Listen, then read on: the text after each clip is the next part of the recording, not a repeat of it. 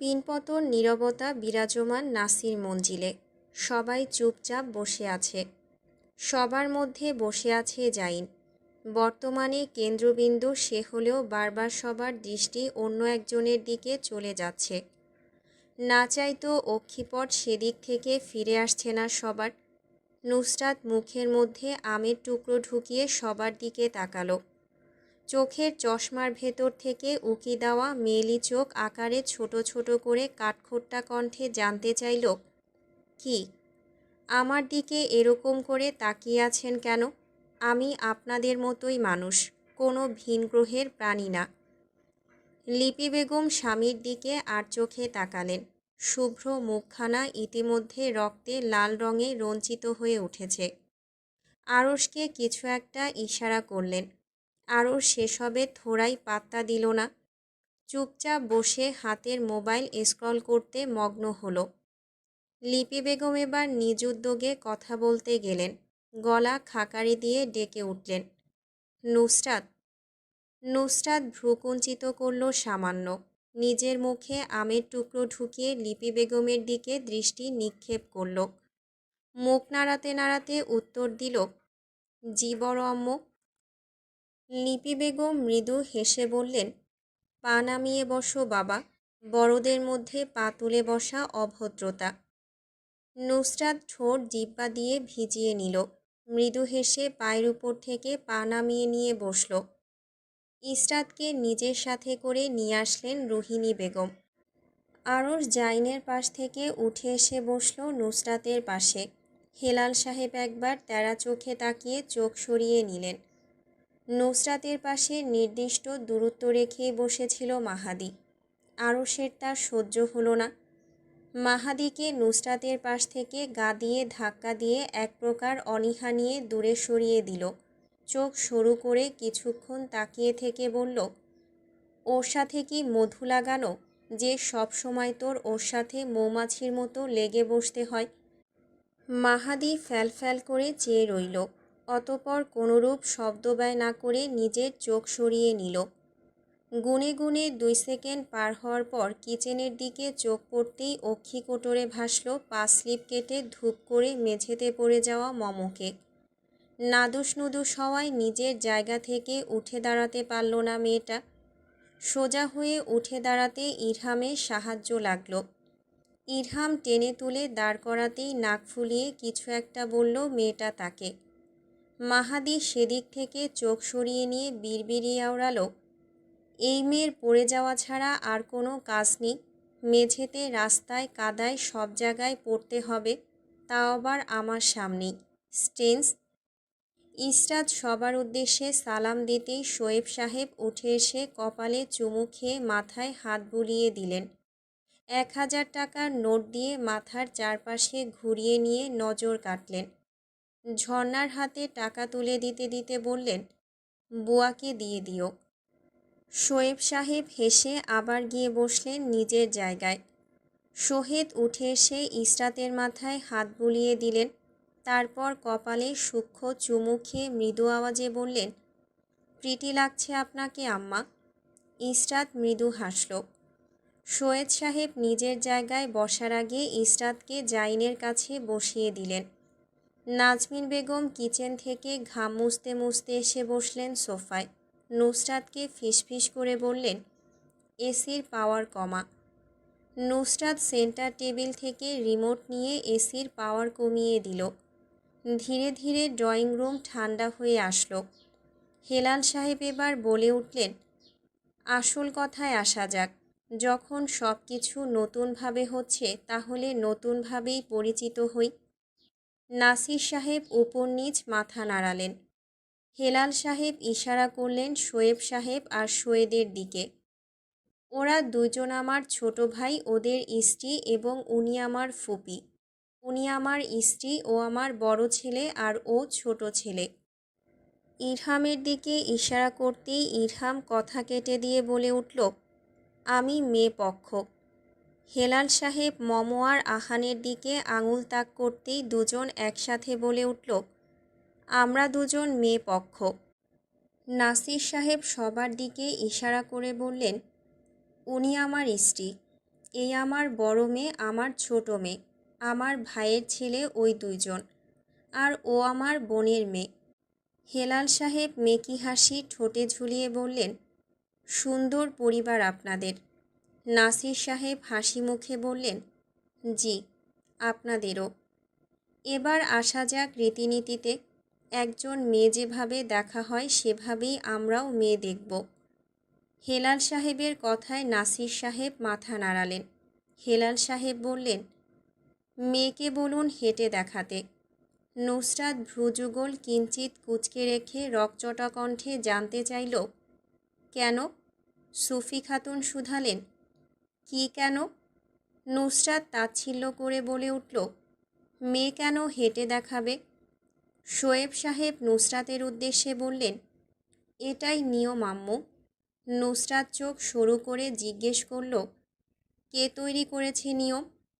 নাজমিন বেগম চোখ রাঙালেন, মৃদুস্বরে ধমকে বললেন, চুপ, একদম চুপ। এত প্রশ্ন কিসের? নুসরাত সেসবে পাত্তা দিল না, সবার দিকে প্রশ্নাত্মক চোখে তাকিয়ে রইল। হেলাল সাহেব বিরক্তি নিয়ে বলে ওঠেন, সমাজের তৈরি নিয়ম। নুসরাত পরপর প্রশ্ন ছুড়ল, সমাজ কাদের তৈরি? নাজমিন বেগম দাঁতে দাঁত চেপে ডেকে উঠলেন, নুসরাত। নুসরাত ফিরে তাকালো না নাজমিন বেগমের দিকে। লিপি বেগম হেসে উত্তর দিলেন, তুমি জানো না? নুসরাত কপালে ভাঁজ ফেলে হাসল একগাল ফুলিয়ে। প্রশ্নাতীত চোখে তখনও তাকিয়ে, ইশারা করছে প্রশ্নের উত্তর দেওয়ার জন্য। পাশ থেকে আরশের গম্ভীর স্বর ভেসে এলো, আমাদের। নুসরাত চোখের চশমা ঠিক করে নিয়ে নড়ে চড়ে বসল। নাজমিন বেগম নুসরাতের মুখের ভাব দেখেই তার মনোভাব ধরে ফেললেন, তাই নিষেধাজ্ঞা জারি করতে বলে ওঠেন, আর একটাও কথা না। ইসরাত, উঠে দাঁড়াও। ইসরাত নিজের জায়গা থেকে নড়ল না।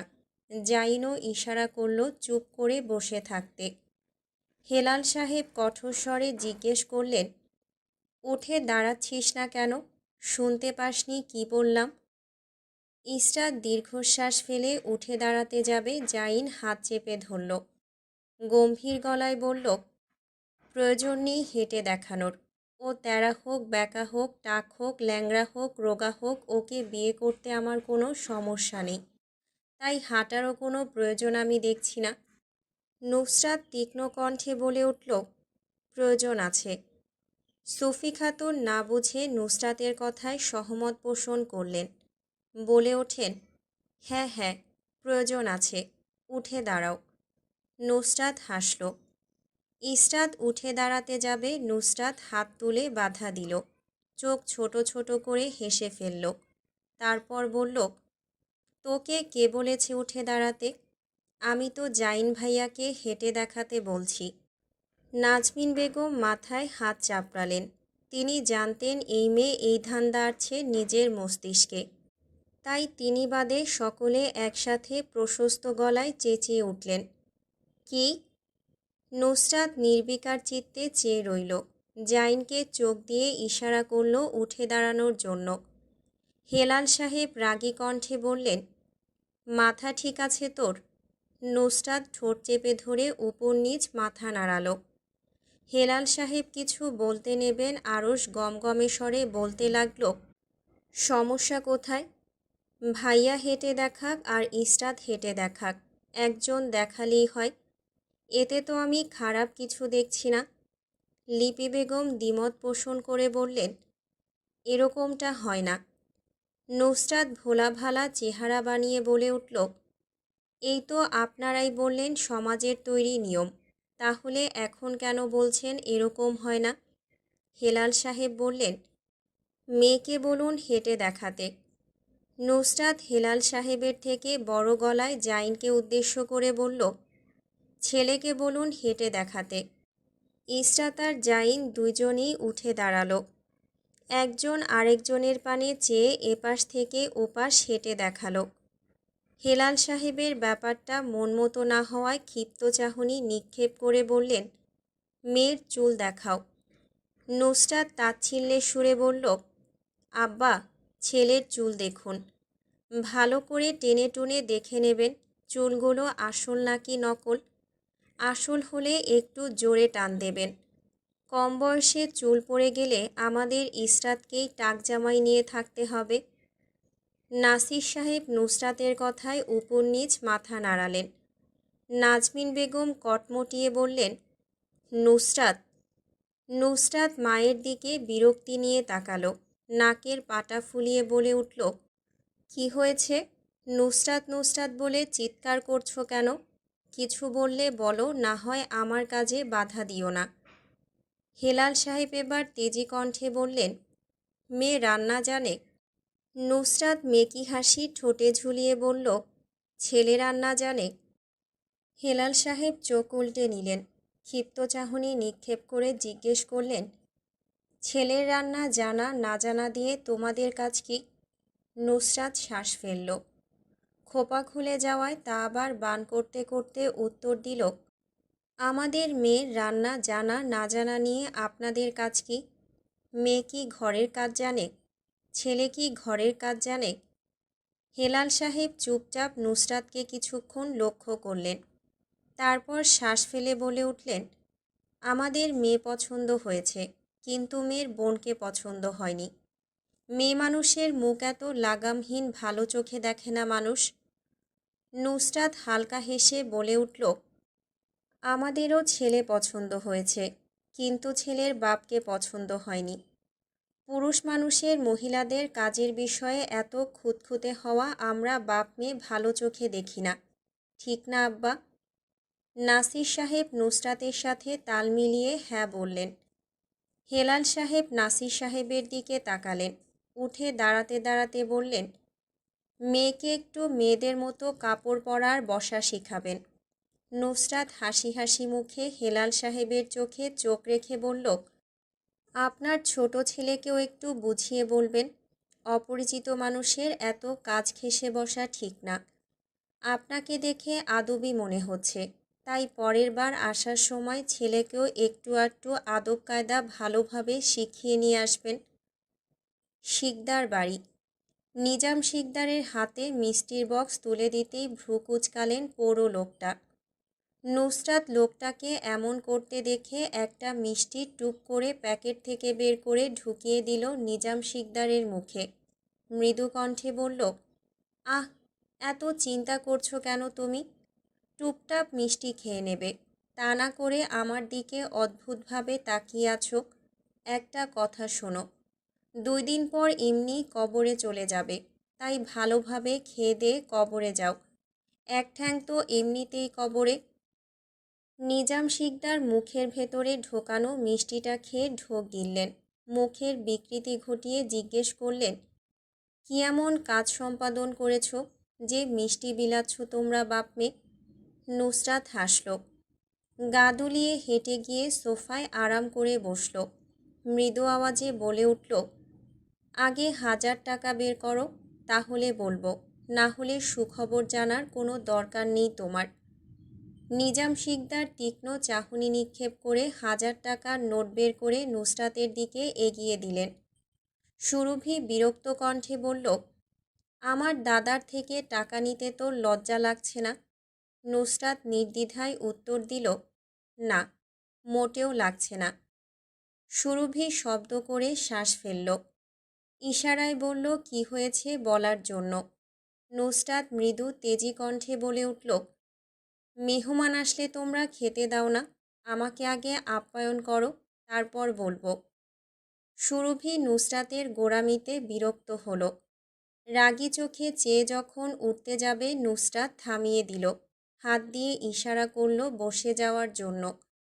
ব্যগ্রস্বরে বলে উঠল, আমার জন্য সুখবর, কিন্তু তোর দাদার জন্য শোক খবর, তাই নিজেকে রেডি করে নিতে বল। নিজাম শিকদার নুসরাতের হেয়ালিতে অস্থির হয়ে উঠলেন। মৃদু আওয়াজে সুরভির উদ্দেশ্যে বললেন, আমার ভিপি হাই হচ্ছে, তাড়াতাড়ি বলতে বল ওকে। সুরভি দৌড়ে উঠে আসলো। হাত দিয়ে নিজাম শিকদারের পিঠে হাত বুলিয়ে দিয়ে ফ্যাসফেসে কণ্ঠে শুধায়, বলবি তুই? নুসরাত মাছি তাড়ানোর ভঙ্গিতে উড়িয়ে দিল সুরভির কথা। সে তার মর্জির মালিক, কেউ তার উপর কর্তৃত্ব জাহির করতে পারে না, তাই নৈঃশব্দে অনেকক্ষণ বসে থাকল। দেখে বোঝা গেল বর্তমানে কথা বলার কোনো ইচ্ছে বা আকাঙ্ক্ষা নেই। সুরভি শক্ত কণ্ঠে ডেকে উঠল, নুসরাত। নুসরাত আরাম করে বসে রইল। হাত বাড়িয়ে এসির পাওয়ার কমিয়ে দিয়ে মৃদু আওয়াজে আওড়ায়, একটু আগে যে মিষ্টি খেয়েছেন তা জাইনার ইসরাতের বিয়ে ফাইনাল হওয়ার মিষ্টি। আগস্টের 20 তারিখ তাদের আনুষ্ঠানিকভাবে বিয়ে। নিজাম শিকদার মুখ পাংশুটে বানিয়ে চেয়ে রইলেন। নুসরাত মৃদু আওয়াজে বলে উঠল, তুমি লেট করে গিয়েছ বুড়ো হ্যান্ডসাম। জাইনার ইসরাতের অনেক আগেই বিয়ে হয়ে গেছে। নিজাম শিকদার আনমনে জিজ্ঞেস করলেন, কবে? নুসরাত দীর্ঘশ্বাস ফেলল। ঈষৎ ঢিলে হওয়া কণ্ঠে বলে উঠল, সাল 2012, মাস জুলাই, তারিখ 20, দিন শুক্রবার। সুরভি ব্যঙ্গ করে বলে উঠল, তারিখ দেখে খুব ভালোই মনে রেখেছিস। নুসরাতের মুখ ফসকে বের হয়ে আসলো, আমার বিয়ের তারিখ আমার মনে থাকবে না, গাধা নাকি? কথাটা বলেই মুখ চেপে ধরল। এক পলক সুরভির দিকে চোখ বুলালো। মেয়েটা তার দিকে তেষ্টা চোখে চেয়ে আছে। নুসরাত পাত্তা না দিয়ে উঠে দাঁড়ালো। নিজাম শিকদারের শোকাহত মুখের দিকে একবার চোখ বুলিয়ে নিয়ে হাসল। হাত দিয়ে প্লেন ওড়ার মতো দেখিয়ে বলল, তোমার কোকিলাসুরি ভো হয়ে গিয়েছে। নতুন কাউকে খুঁজে বের করো, কারণ কোকিলাসুরি এখন জাইনের স্ত্রী। আশা করি আজ রাতে আরামের ঘুম হবে তোমার। তারপর আবার হেসে বলে উঠল, কিভাবে আরামের ঘুম হবে? তোমার ঘুম আজ হারাম হয়ে যাবে। হা হা। নিজাম শিকদার নুসরাতের দিকে কিয়ৎকাল চেয়ে মৃদু আওয়াজে শুধান, ঠাট্টা করছো আমাকে নিয়ে? নুসরাত হাসতে হাসতে ড্রয়িং রুম থেকে বের হওয়ার আগে পিছু ফিরে আওড়ালো, সেই সাহস আছে আমার? নাসির মঞ্জিলের ড্রয়িং রুমে আসর বসেছে। টেবিলে এখনও তখনকার রেখে যাওয়া নাস্তার জিনিসপত্র। একের পর এক জিনিস তুলে নাসির মঞ্জিলে সবাই নিজেদের মুখের ভেতর ঢোকাচ্ছে। ইসরাতকে ইরহাম ইশারা করে মুখের খাবার গিলে নিয়ে শুধালো, আপি, সালামি কত দিয়েছে? ইসরাত নিজের হাতের মুঠোয় টাকাগুলো দেখিয়ে হাসল। অনেকগুলো খাম দিয়েছেন সৈয়দ বাড়ির সবাই দেখতে এসে। ঠোঁট কামড়ে হেসে খামগুলো রাখল সবার মাঝখানে। খাম খুলতে খুলতে উত্তর দিল, এখনও জানি না। খুলে দেখি কত দিয়েছেন সবাই। সবার খামের উপর যার যার নাম লিখা। প্রথমে হেলাল সাহেব ও লিপি বেগমের পক্ষের খাম খোলা হলো। সেখান থেকে বের হয়ে আসলো 10,000 টাকা। শোয়েব সাহেব আর ঝর্ণা বেগমের খাম থেকে বের হয়ে আসলো 7,000 টাকা। সৈয়দ সাহেব আর রোহিণী বেগমের খাম থেকে বের হয়ে আসলো 12,000 টাকা। নুসরাত কিয়ৎকাল বড় বড় চোখে টাকার দিকে চেয়ে ওড়ালো। বড়লোকস মানুষজন। সবাই হাসল। টাকাগুলো একত্রিত করল। হঠাৎ জাইনের লেখা একটা খামে আহানের চোখ আটকাল। মমকে ইশারা করতেই সেই খাম হাতে নিল সে। সেটা তার থেকে হস্তান্তর করার জন্য হামলে পড়ল সবাই। নুসরাত থাবা মেরে খামটা নিজের কাছে নিয়ে আসলো এক প্রকার উড়িয়ে। ইসরাতের দিকে তাকিয়ে ইশারায় জানতে চাইল খুলবে নাকি খুলবে না। ইসরাত হ্যাঁ ভঙ্গিতে মাথা নাড়াতেই খাম খোলা হলো। সেখান থেকে টাকা বের হয়ে আসলো না। জাইনের লেখা একটা নেকলেস আর একটা চিঠি বের হলো। নুসরাত চিঠিটা ইসরাতের হাতের মুঠোয় দিয়ে দিল। মনে মনে ইচ্ছে জাগলো জানার কি লিখেছে বেটা, কিন্তু নিজের ইচ্ছে দাফন করে ঠোঁট চেপে নীরব হয়ে বসে রইল। ইসরাত চিঠিটা খুলতেই টানা টানা হাতের কিছু লেখা ভাসল অক্ষি কোটরে। প্রথমেই বড় বড় অক্ষরে লেখা, প্রিয় সহধর্মিণী, আমার লেখার হাত জঘন্য, তাই আমার লেখা নিয়ে হাসাহাসি করবেন না। আমি এই চিঠিটা আপনাকে লিখছি এই জন্য যে আমার আব্বু আপনার বাসায় এসে অনেক উল্টাপাল্টা কথা বলবেন। তাতে আপনি মন খারাপ করবেন না। আপনাকে দেখতে আসার পর আমি আপনার হয়ে কোনো কথা বলতে পারবো না। আমি একটা ওয়াদা করেছিলাম আমার আব্বুর সাথে, আর তাতে আমি দায়বদ্ধ। আপনার মনে প্রশ্ন জাগছে, চাইলেই আমি আপনাকে মেসেজ করে জানাতে পারতাম, কিন্তু এভাবে কেন? হয়তো জাগতেই পারে। আমি লজ্জার সাথে স্বীকার করছি যে আপনার হোয়াটসঅ্যাপ নাম্বার এমনকি মোবাইল নাম্বার দুটোর কোনোটাই আমার কাছে নেই। তাই আমার এই গাফলতি আপনি নির্দ্বিধায় ক্ষমার চোখে দেখবেন। ইতি আপনার প্রিয়। ইসরাত চিঠি পড়ে মুচকি হাসি দিল। নুসরাত আর ইরহাম চোখাচোখি করল। তারপর শুরু হলো দুজনের ইসরাতকে নিয়ে ঠাট্টা করা। দুজনেই ঠোঁটে হাত চেপে হিহি করে হেসে উঠল। ইরহাম মৃদু আওয়াজে বলল, আজ একটা চিঠি পাই নাই বলে এরকম ঠোঁটে হাত চেপে হাসতে পারি না। নুসরাত কিছু বলার পূর্বেই ইরহামের মোবাইলে কল আসলো। তর্জনী আঙুল ঠোঁটে চেপে চুপ দেখালো। সবাই চুপ হতেই কল পিক করে কানে ধরল ইরহাম। ওপাশের কথা শুনেই মুখ কালো করল। শঙ্কিত গলায় বলল, আসছি ভাই। ফোনটা পকেটে পুরে নাসির মঞ্জিল থেকে দ্রুত পদক্ষেপে বের হতে হতে সবার কাছ থেকে বিদায় নিল। নুসরাত কিছু বলার পূর্বেই ইরহাম হন্তদন্ত পায়ে ছুটল। বিড়বিড় করে আওড়ালো, আজ মনে হয় আর বাঁচব না।